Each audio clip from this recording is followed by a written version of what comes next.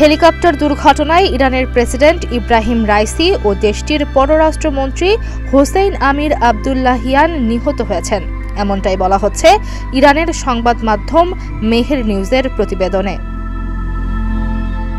ওই হেলিকপ্টারে রাইসি ও পররাষ্ট্রমন্ত্রী হোসেইন আমির আবদুল্লাহিয়ান ছাড়াও ছিলেন পূর্ব আজারবাইজানের গভর্নর মালেক রহমতি ও ওই প্রদেশের ইরানের সর্বোচ্চ নেতার মুখপাত্র আয়াতুল্লাহ মোহাম্মদ আলী আলে হাশেম।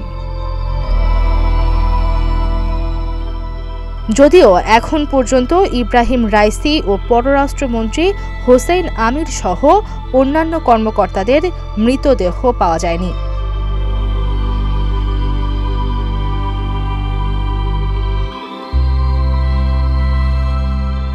সোমবার বিবিসি, সিএনএন, আল জাজিরা সহ বিভিন্ন গণমাধ্যমের প্রতিবেদনে বলা হয়, রাইসিকে বহনকারী হেলিকপ্টারটি সম্পূর্ণ পুড়ে গেছে, এমনকি সেখানে কারো বেঁচে থাকার বা জীবিত থাকার কোনো চিহ্ন নেই বলেও জানায় রেড ক্রিসেন্ট।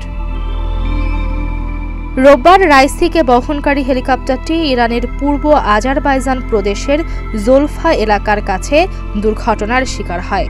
আর হেলিকপ্টারটি দুর্ঘটনার কবলে পড়ার খবর পাওয়া যায় সেখান থেকে আসা একটি জরুরি ফোন কলে। প্রেসিডেন্টের সঙ্গে থাকা কর্মকর্তাদের কেউ হয়তো ওই ফোন করেছিলেন বলে ধারণা করা হচ্ছে।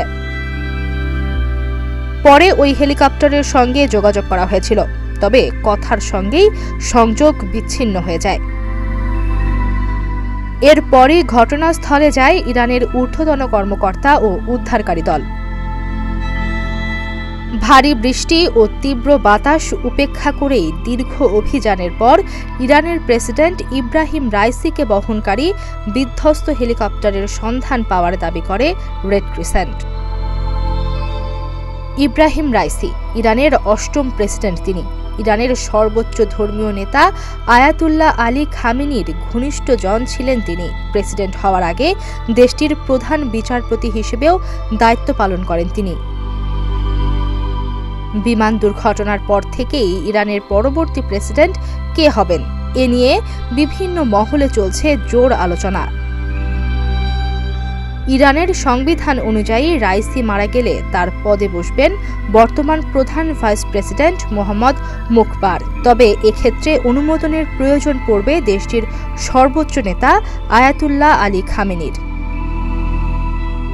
ইরানের রাষ্ট্রের প্রধান হিসেবে ভূমিকা পালন করেন সর্বোচ্চ নেতা আয়াতুল্লাহ আলী খামেনি। এরপরই ক্ষমতা প্রেসিডেন্টের। তাকে সরকারের প্রধান হিসেবে বিবেচনা করা হয়। প্রেসিডেন্ট মারা গেলে পরবর্তী 50 দিনের মধ্যে নির্বাচনের আয়োজন করতে হবে এবং নতুন প্রেসিডেন্ট বেছে নিতে হবে।